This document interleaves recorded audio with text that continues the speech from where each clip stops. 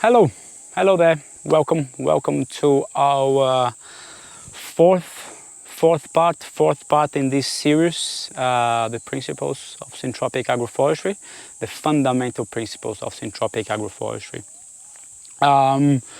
Today I'll be talking what I'm calling the tempering principle. So it's that principle that it's balancing things. So it's about the human being, is the manager, is the person that's gonna be really observing and dictating more or less where things are going and where they should go. So again, if you haven't watched the first video, which is the one that provides an overview, I advise you to have a look at that one first, because then you'll make a bit more sense of where this fourth part fits in. But also in saying that, this is a self-sustaining talk, so there will be a beginning, a middle, and an end for it. So yeah, all right, let's get started. So today's talk, we're kind of moving a little bit beyond the syntropic framework per se, even though syntropic is now, calling for that human inclusion as I presented. I'm here now going a bit beyond that, really based on my experience, based on all my research, things I've read, things I've been really looking into environmental issues and circumstances and how they relate to the human being. And to me, this is the key part, perhaps the missing link in the syntropic practice to really take it to the next level, to the level of perhaps commercial viability, but also to really strong and powerful, sustainable, regenerative, self-resilient type of systems. So today the idea is really to try to understand how we integrate, or how are we participating in our systems, and then how that will then allow us to work on ourselves, which is to me very important, and then how this then filters through our community and our relationship with other human beings, which to me is kind of the key part of the equation. I mean, there is a phrase from Fukuoka that I really like, which basically says that the ultimate goal of farming is not the cultivation of crops, but the cultivation and perfection of human beings. And to me, I'm not fully acquainted with all the practices that Fukuoka preaches. The do-nothing agriculture to me is a little controversial, but what he says to me is a mirror image of syntropic agroforestry. We definitely, if we want to work with it as a full embodied human being, it definitely have the tools and the principles and the practices and the philosophy to really help us to get there. So I find the philosophical approach that syntropic brings, all those ideas that Ernest through over the years was able to put it together in such a beautiful way. To me, it's paramount in how we start to foster, we start to have a relationship with our land, which goes beyond production, which goes beyond regeneration, which really allow us to relate to our land in a way that we are actually talking to a being, to something that is alive, to something that can exchange, to something that has a purpose. So I really find that the philosophical approach that syntropic agroforestry brings, it's very important. It's a key part for us moving towards that direction. So in the philosophical approach, it talks about unconditional love. To me, unconditional love is a little bit of a gray area. I mean, I agree 100%, but I find it difficult to relate to that. But still, if we can learn to relate to our crops in an unconditional love way, that's very special.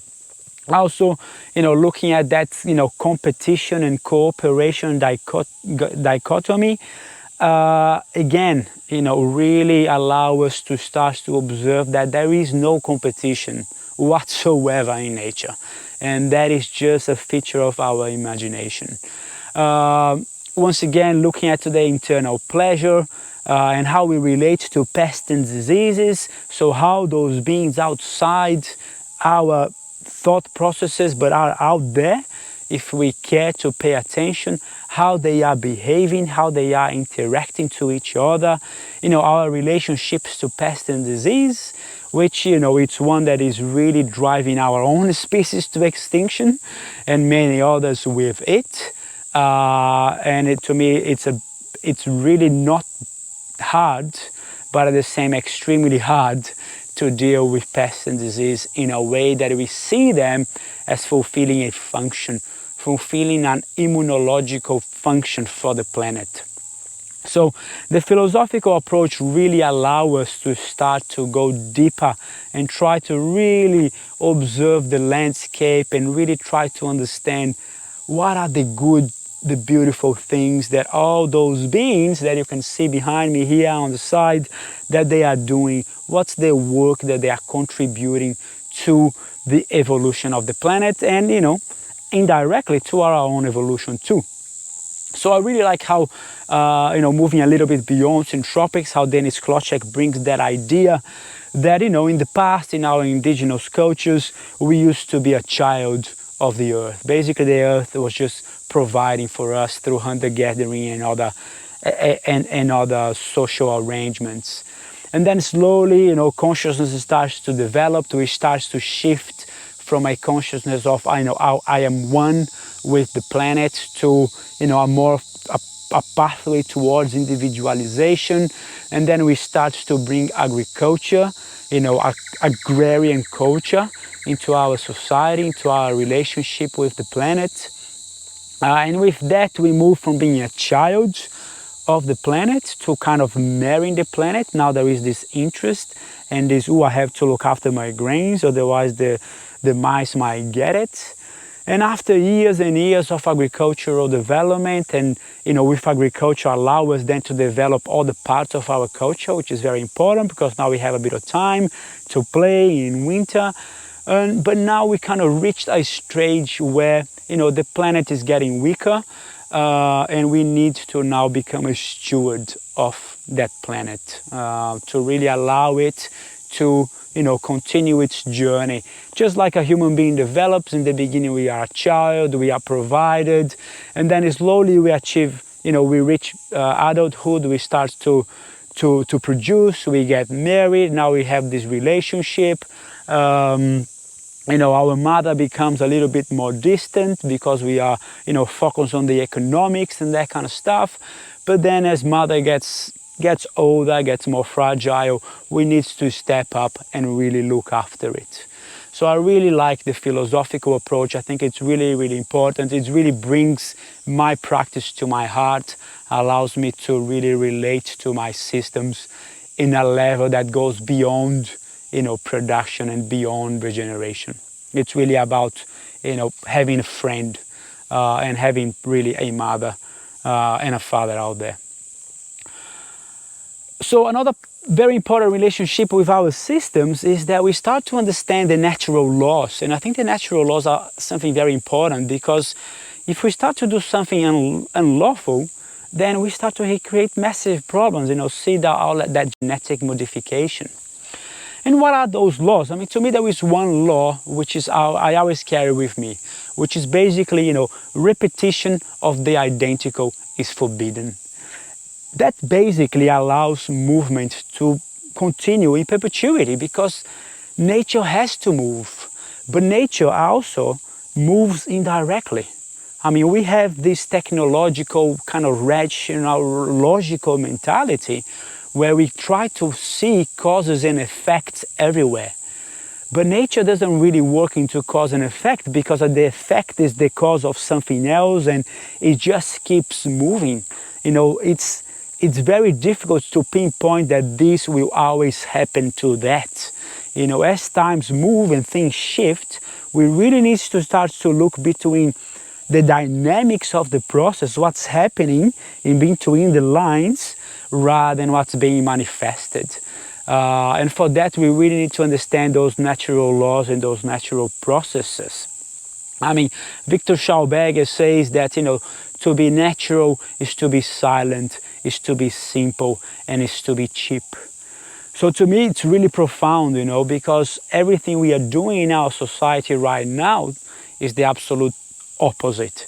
Everything is really noisy, everything is really complicated with lots of little bits, and everything is just so expensive. So, by looking at those natural processes in our system, we start to look, hey, maybe, big machineries, lots of diesel expenditures and things like that. Is that really the way that we want to work? Nothing against those technological inputs. I think they can fulfill a very interesting role.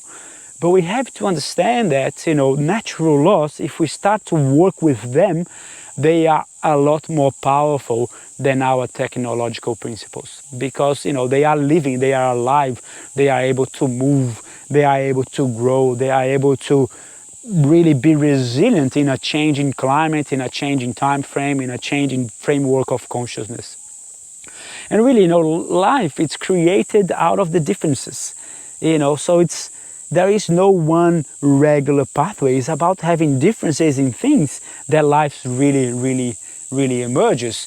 And when we think about our agricultural systems, we gotta think that for life to continue to evolve, we need three things. We need production, we need consumption, and we need decomposition. And we have just too much emphasis on production and decomposition. Once we start to look, on production and consumption. Once we start to look at decomposition, then our agricultural systems become much more resilient. And they become more expensive as well, because now we're having to maintain our systems, and all the agriculture we are doing at the moment, there is no economical framework for maintenance. Everything is just grab, take, run away. So understanding our natural laws as they apply in our systems, it's very, very important. Also, we have to understand that there is a very interesting polarity that we are playing. One is that, nature is wise. We are surrounded by wisdom. But we are free. We, at this point in time, after many, many thousands of years of human development, we reach a point where we are free. I can choose to be in the US tomorrow. I can choose to eat gluten-free bread today. I can choose to do whatever. Where nature doesn't have that choice. Nature is fixed. It's highly wise, but it doesn't have the freedom to move. So, when we start to understand this polarity and this relationship, now if we are willing to work together within our systems, we are able to do what? We are able to become much wiser, and that's very important. But perhaps even more important, we are able to free the natural world out of this stuckness, they don't really have freedom. We have to remember that we human beings, we are not natural. We are a human. We are beyond natural. Things that we do, to put a wall in a house, that will never happen naturally. To extract a medicine from a plant, that doesn't happen naturally either. So we must really look at the natural world as something that we have inside of us and something that is outside of us, but that we transcend those two realities. And I think we have a significant issue in our hand, that if we keep thinking that we are an animal, we are keep lowering not only our potential as a human, because there is nothing really animal in our composition. There is nothing that is specialized. There is, we have to learn everything. We are not born learning anything.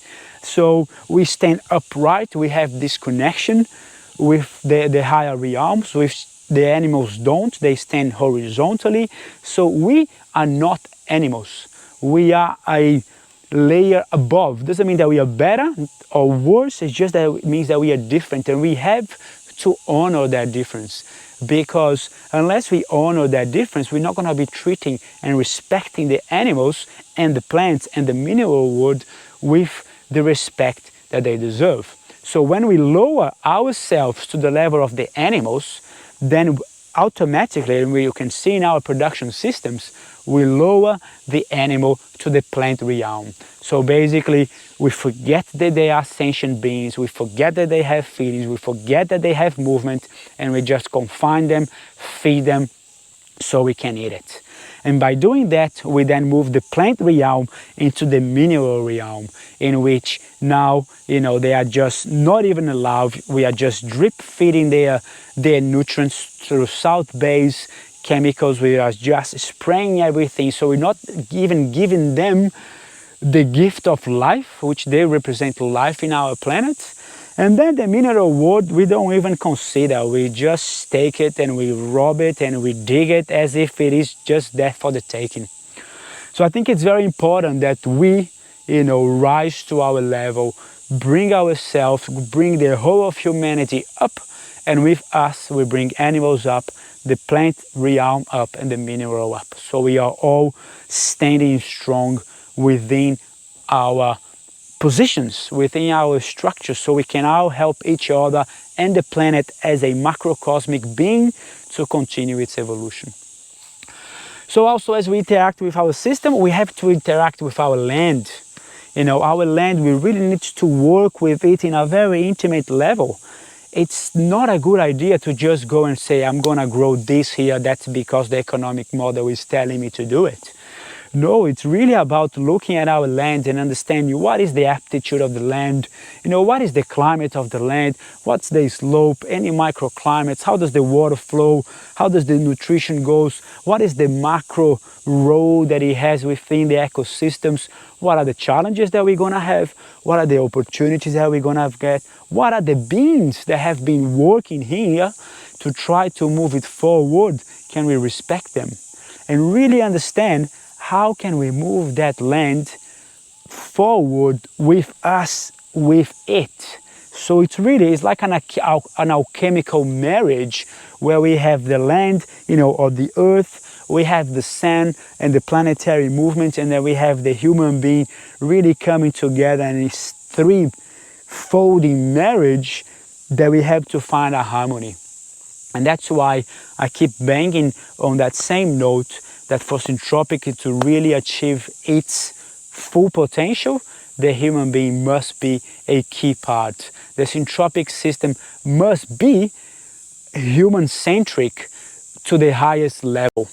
Not egocentric, but human-centric, that we transcend, that we work in a human level with all the freedom that we were given, and we can but really take that wisdom from the earth, from the natural world, and we can dismember and then put it together in a way that nature can't do it by itself. So everybody can really, really take it to the next level.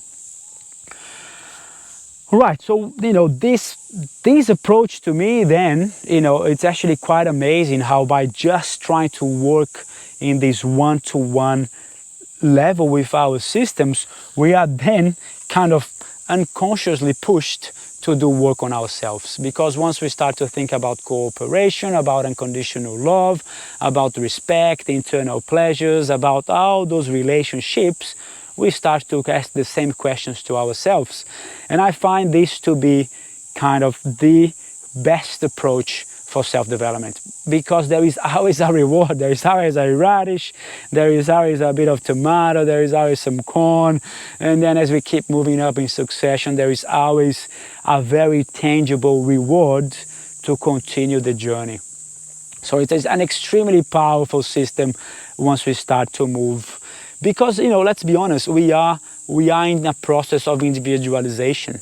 We have moved from our tribal systems all the way down to now our country systems, and then we keep moving down into our family systems, which was not so long ago. Mr. Baker, Mr. Baker is the baker, and now we are moving to the individual. So now the individual, the son of Mr. Baker has the choice no longer to be a baker. He can do whatever, and she can do whatever as well, which is, really amazing too. That's so great to see, both man and woman being able to stand strong by themselves and move forward. And I think we have to continue this individualization so every human being can bring, their gift to the equation.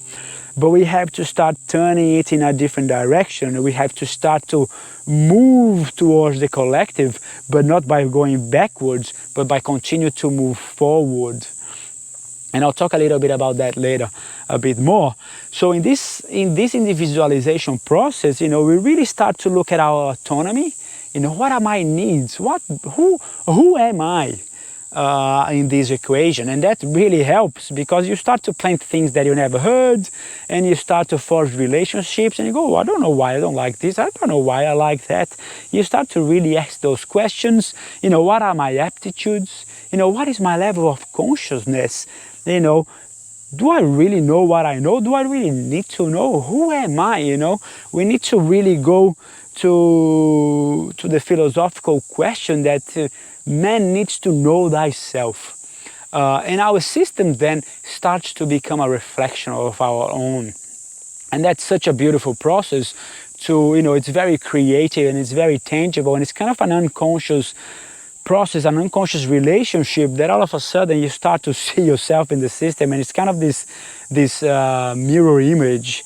It's really, really interesting, but on the other side of the equation, it's also quite lonely and quite dramatic, and there is a fair bit of anxiety as well, because we just don't really know what are we doing, how are we gonna move, how am I supposed to manage.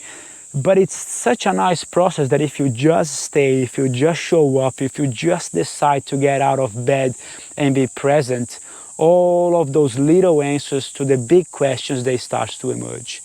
And I think this is just so potent, very, very important. I've grown so much since, in the last 8 years, that I've started to really immerse into the action, into that process of decision making, really trying to make decisions. But if you don't know yourself, it's really difficult to make decisions. So that decision making process is really this inner wheel that starts to move us forward, starts to move us towards the future. And then we start to question what's our goals here, what's our values. We start to understand how we're going to manage our own resources, because they are definitely not infinite. Be it our plant materials and cuttings and seeds, being our money, being our time. And I will talk a little bit about time very soon too. But it's very important that in that decision-making process, we keep the question open. And that's a big challenge for human beings, because once we have a question, we have this desire for an answer. But as soon as we get an answer, we stop moving. As soon as we say, I know something, then your process of knowing gets interrupted.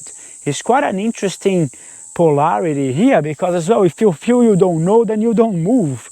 So it's kind of you gotta reach a point where you go, I know, next step, I don't know, so I learn, and now I know, so next step, and I don't know. It's really that swinging between the center, I know, to the periphery, I don't know, coming back into your center, I know, and really expanding. So that gives us really a lot of confidence to step into the unknowns. And that, to me, is really where we need to be.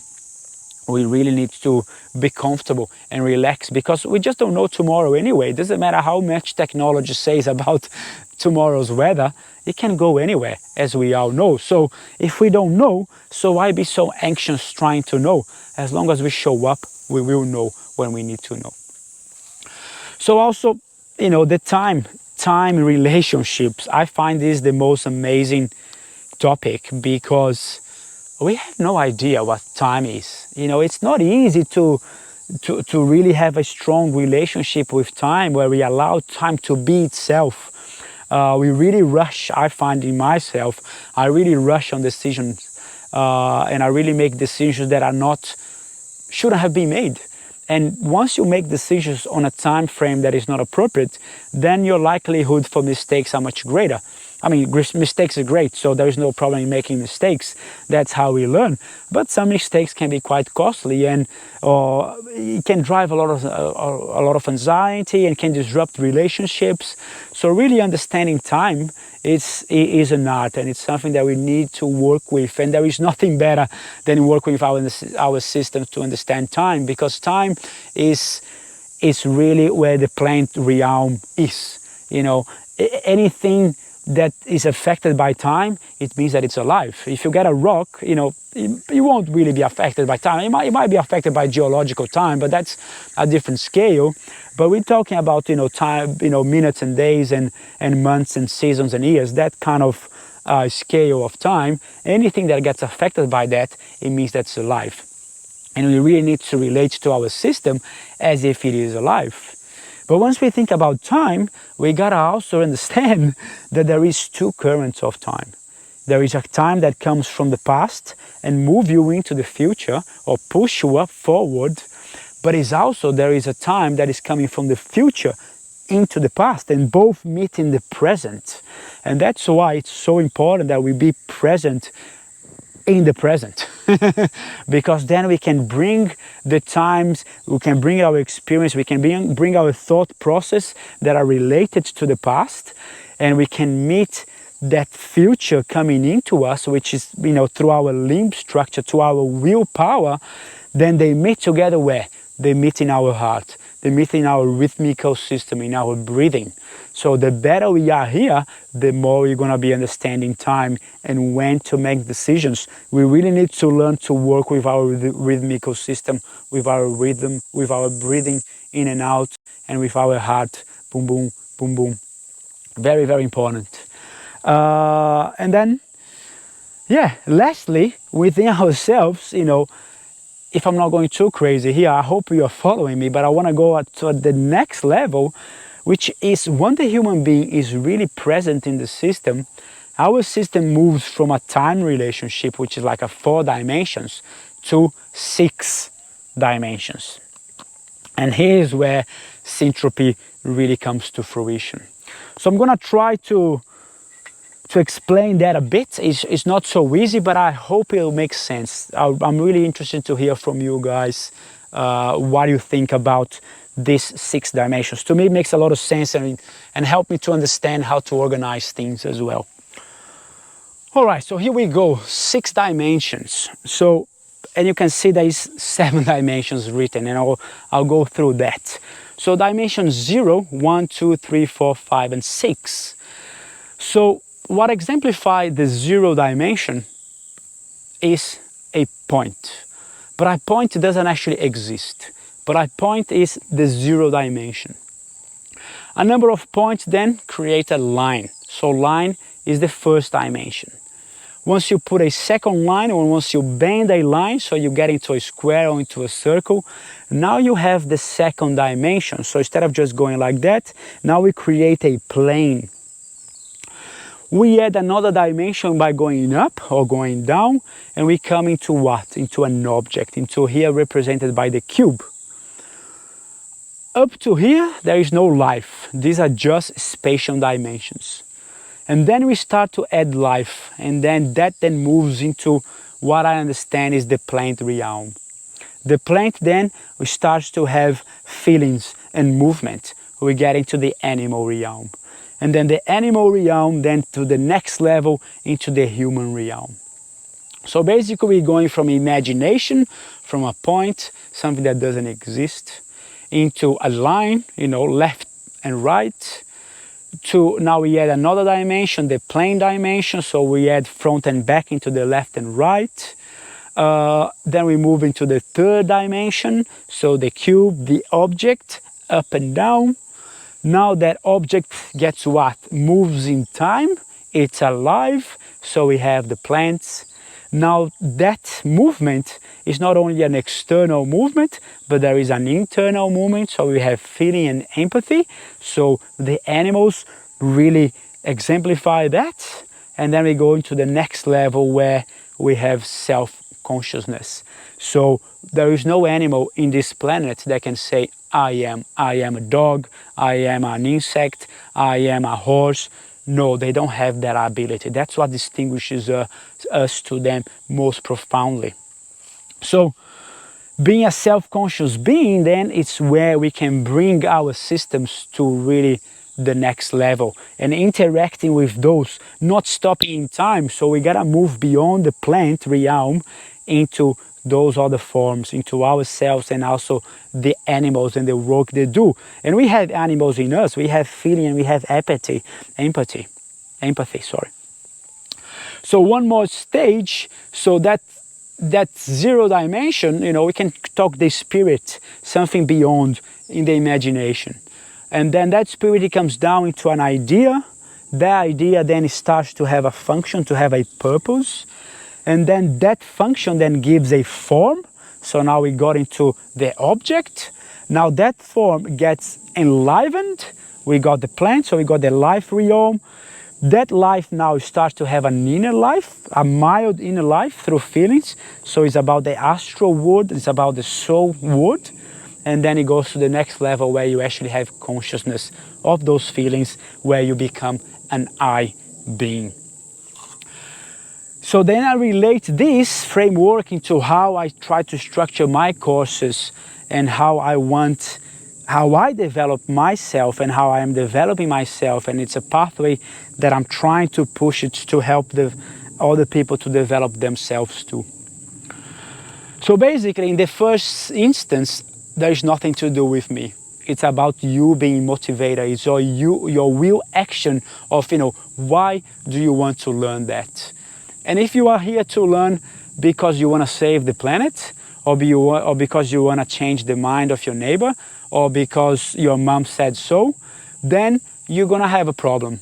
Because those systems, they require a lot of our participation, a lot of our attention, that unless you are doing that for you, for your own development, for your own motives, you will have a problem. So I allow you to decide if you want to be here or not. You know, I'm not going to be brainwashing you to just sign up to the courses. So then the next level, I start to come in and I start to bring as much knowledge at an appropriate level, because knowledge is important. It's important for you to gain confidence, to move, to start to go, oh, I start to understand where this idea and this motive could go. And then really, it's really important for you to understand your context. So then you start to have, you know, an energy, a movement. You add that into knowledge and you understand yourself and your land and your resources and the thing that is around you. So now we start to be in a position to what? To create form, to design something that is appropriate to you, that is going to work for you because of this energy of where you want to be. So the design is still dead, still on the plan, still in the computer, still on the paper. No life has movement that has happened yet. So we must take it to the next level. And the next level is where we must then be confident to implement. So implementation, your own design. So basically this is my level 2 course. It's basically just about the foundations of syntropic agroforestry. That's the focus, is to be able to get up to here in a really confident way. The next level now is when we are really starting to interact with what we implemented. And that is, you know, that is a massive task. There is a lot of variables that we need to come into consideration, and that's really the game. That's management. So, of course, in the foundation course, I present management concepts and ideas because they must be taken into consideration when we are implementing. But the presence, there is so many nuances into the management that is designed, or that is developed in a course on itself, which is a holistic agroforestry management course. And then finally, once you go through that process and you are managing and you are interacting with your system, then you start to get what? The most valuable experience. You know, this really is what counts. A lot of people start to, you know, they get knowledge and they stay here, but they don't understand that knowledge, you know, compared to experience, there is no comparison. Sure, we can talk about things, you know, a 70-year-old farmer can talk to the 20-year-old farmer about knowledge, and they probably equal. But once you start to go into the application of the knowledge, turning the knowledge into something conceptual from something real, then the 70-year-old farmer, you know, the 20-year-old boy is just a kid and has so much to learn. So in that process, then we start to coming down. So we start from here, from our inner will, we start to come down and doing our process and our systems. We get experience, and then what? We must come back up. We must come back up with more will, with more knowledge, and we keep growing and growing and growing. And then we start to share, we start to teach. It's part of our duty to share our experience, not so much our knowledge. Sharing our experience and how we put that knowledge into practice, in my thinking, is the next level. After you learn to manage and you get experience, then when you gotta teach, then you really go back again. What's my motivation? You really need to formalize your knowledge and understand your context, and you take then all of that process to the next level. And I really advise all of my students that for them to be prepared to teach, to share everything that happens, not to paint this romantic picture, but to really show, you know, how it happens for them. What are the dramas? What are the glories? What is everything that is really present for them? Right, so that's it. 6 dimensions, which is actually 7 dimensions, but one is our imagination, which is also very, very important. And our relationship to the spirit and our will is something that is a bit dark, but it's there for sure, and we need to learn how to bring lightness into it. Okay, so the last part of this talk, to me, it's kind of the cherry on the cake. It's, you know, after we've done all this work and we really engage with our system, we start to engage with ourselves. And the beautiful thing is that we start to then be able to translate that to how we relate to other human beings. So the relationship to other human beings then becomes the next stage in our succession, in our growth, in how we're gonna move. And basically, you know, by bringing the philosophical approach, by bringing, you know, how the plants communicate, or how we communicate to the plant, and we start to bring this sincerity, this interest, this attention that we pay to the plants, we start to pay to other human beings, then our communication becomes a lot deeper, a lot more meaningful, and a lot more integrated. Because let's be honest, all of us want the same thing on this planet. We want to prosper, we want to grow. We don't have problems with challenge. I haven't seen any human being that has a problem with challenge. But we need to learn to see the other human being as a human being. And that process really helps us with that. So we start to forge, you know, relationships based on unconditional love, whatever that means for you. But it's an open-hearted, it's a rhythmical relationship where we actually care for the other and the other care for us.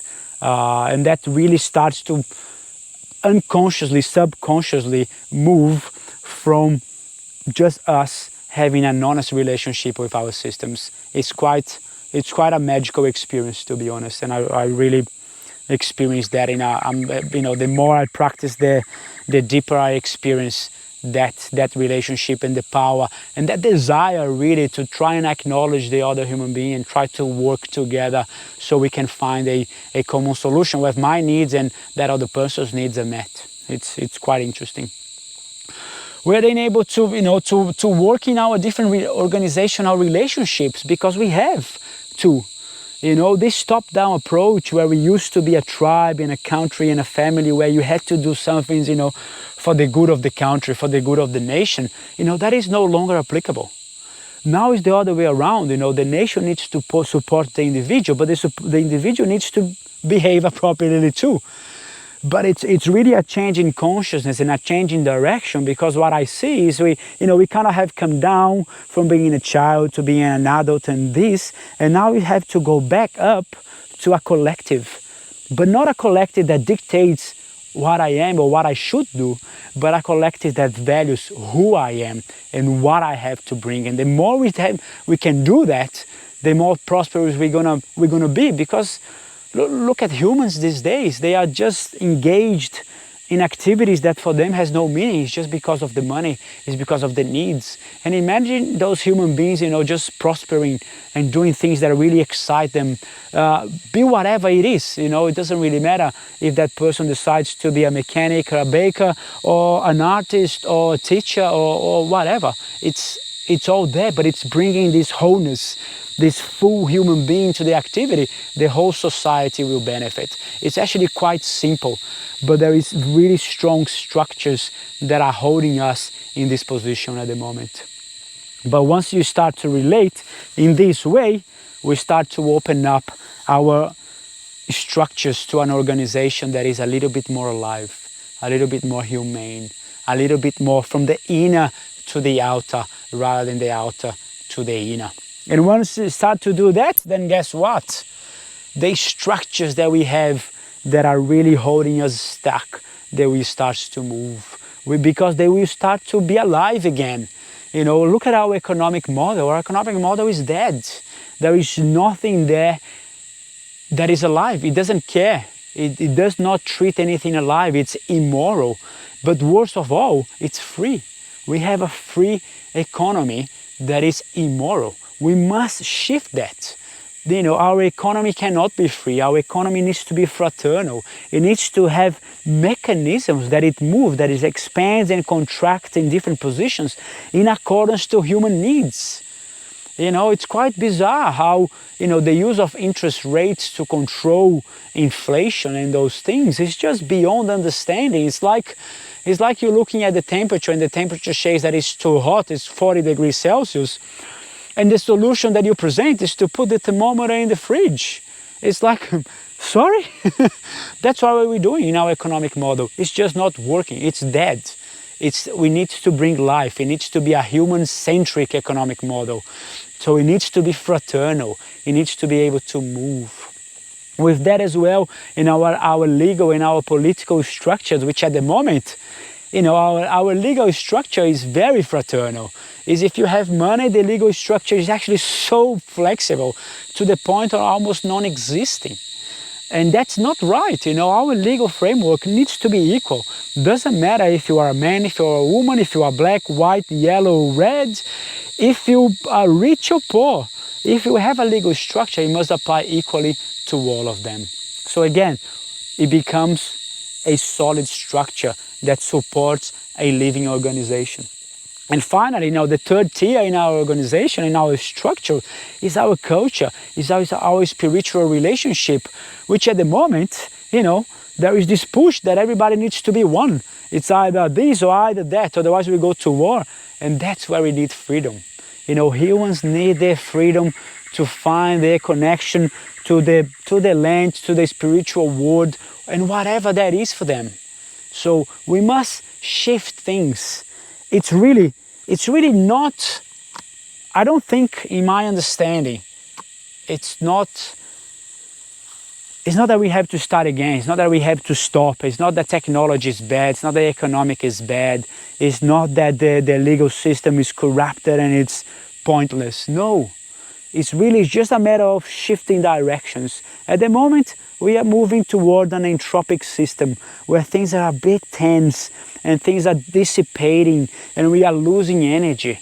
It's really just a shift in direction. We can still have technology, we can still have everything that we believe to be enhancing our lives if we choose to do so from a point of view that's inner to outer, from the point of view of the development of the individual, but that individual as being a key part in the collective. It is really, really powerful. And really, to me, it all starts here by you going and planting 1 meter, 2 meters. It doesn't need to be 3 acres, 10 acres, 25 million acres. No, that process, that movement from systems to self to community happens in literally 10 square meters. 1 square meter, it's a small area. What we are looking for is this heart connection to our system, is respecting natural laws, is understanding that we are free and we have to use our freedom so we can free nature, and by doing that we become so much wiser. All right, so that's it. So that's that tempering, that balancing element. Once we become part of our systems, then we understand that, hey, we can take it, we can move it, we can work with it, we can move more towards production, we can move more towards regeneration, and that can move what through time as well. At times it's more one, at times it's more water. But the important part is that the human is part, an integral part of our agroforestry systems. And if we are able to do that, not only we're gonna grow ourselves, we're gonna become economically viable, but we're also gonna lift the mineral world, we're gonna lift the plant world, we're gonna lift the animal world, and we're gonna be a true thriving kingdom on planet Earth. It's actually quite simple. We just have to start one square veggie box, veggie plantation with a couple of trees at a time. It's pretty simple. Slowly, on a daily basis. One little step every day, 0.001% every day. It's a massive shift in a week, in a month. In 10 years, it's beyond scale. All right, enough for today. Once again, thank you a lot for watching. I would really appreciate questions and comments if you have them. If you want to enroll in one of my courses as well, you're most welcome. That's the kind of depth that I try to go, and that's the kind of depth that I would like you to engage with. And really, it's a wonderful journey. Really, really wonderful. You have a beautiful day, and I'll see you in our last session. The next one will be quite interesting too. Have a great day. Thank you. Bye.